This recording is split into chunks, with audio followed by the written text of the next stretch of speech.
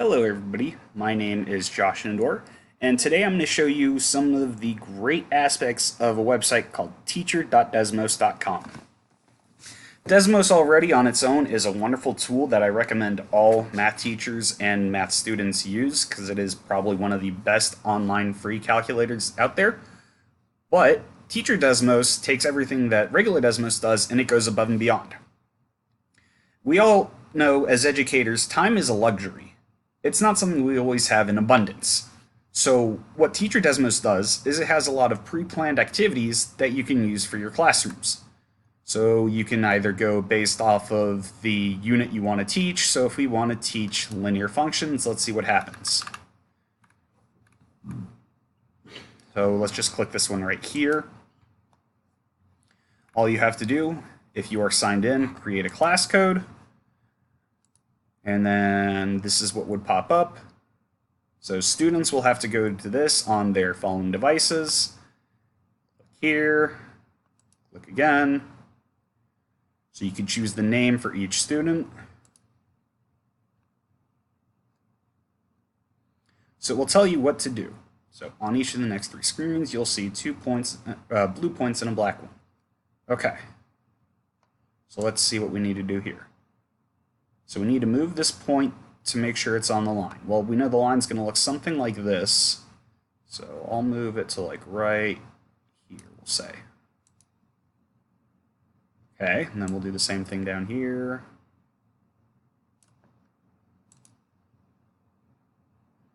And then you can have all of your students answer these questions.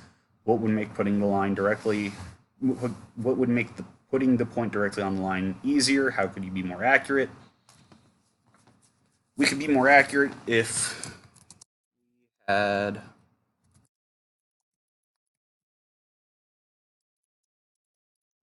some type of a scale. The common Cartesian plane, which everybody is used to seeing, is like the stuff on graph paper. So if we had something of that nature, we could see definitively where everything is. That would help. So I could share this with the class. And then let's see what else could happen. Ah, there we go. So we can see this point is 1, 2, 2, 1. This point is 2, 1. This point is 6, 0. So it looks like we use what we know about slope rise over run. This has a slope of negative 1/4. So I will move. Oh, nope, I lied. We're looking at the blue ones, not the black one. Got to read their directions. Okay, so right here has a slope of 1, as this is the point 0, negative 1, and this is the point 2, 1. So it means we're going up by 1 every time. So if this x coordinate is 6, we need to have a y coordinate of 5.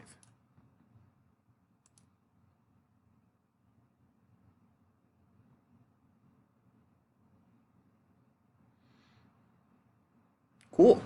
And then you could say, why do you think your average error was 0 here? Well, because of what we just referenced earlier about having the actual line to check everything. So that's one cool activity we have. Another one I really enjoy doing are marble slides. So let's talk about those.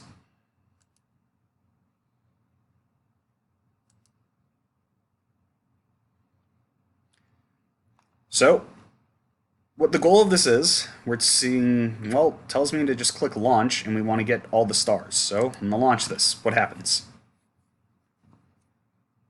Success! I like seeing that. So what do we got? So we have to change a number to fix this. So let's launch it and see what happens. So I only hit one of the stars. I didn't get any of these three. So it looks like if I were to possibly move this up somehow, I could get all these things, all these stars rather. So using what we know about transformations, I can change this -2 to become a +3. Let's see what happens. Woohoo! So this is a great resource for teaching students about all different types of transformations. As a math tutor, that is easily my least favorite topic for teaching. It's just a lot of brute force memorization. However, when you incorporate games like this, it will definitely make it much more pleasant. Have too much fun, like me, and you want to reset the marble slides to see its original look, that's how you do it. Cool. So what's wrong with this one? Everything's wrong with that one. Okay. Well, these are going... Maybe I need to figure out a way to make this go down. So let's try by just making this x right here negative. Okay. But we only need to change the sign of one number in the row. Okay.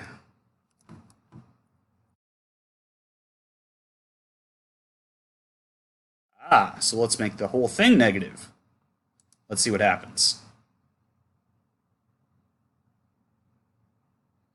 Cool, it worked.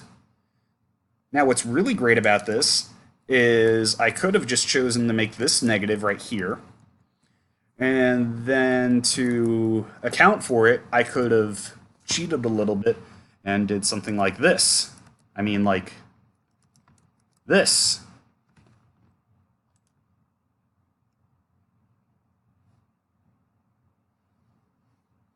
So although the instructions say change the sign of one number in the row to fix it, students are able to use different ideas in order to get a final solution for this, which I think is pretty neat.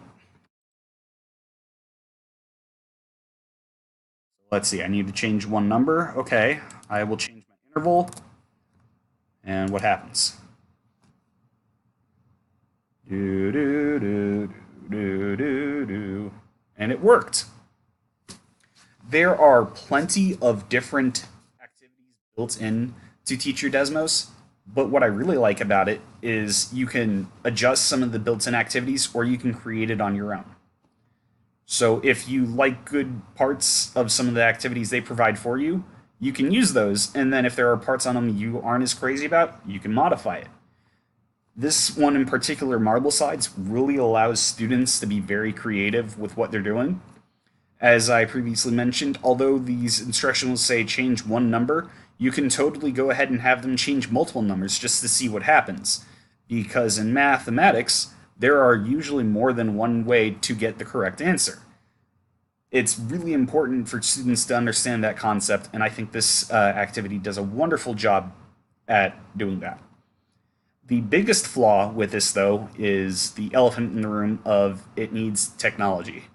If a school system does not have technology, or we allow everybody to bring their own devices or something of that nature, it might not go exactly as planned. You can always have students work together on assignments like these, though, and that will definitely help with another one of the 4C's being collaboration and communication. The earlier little chat boxes that are throughout these will help, so let's see if there's another one on this one. So yeah, predict what will happen. That will help too. And it is free to use, which is also great. So yeah, I hope you guys were able to learn a little bit about some of the cool intricacies of Teach Your Desmos. I look forward to answering any questions you guys may have. Have a good one.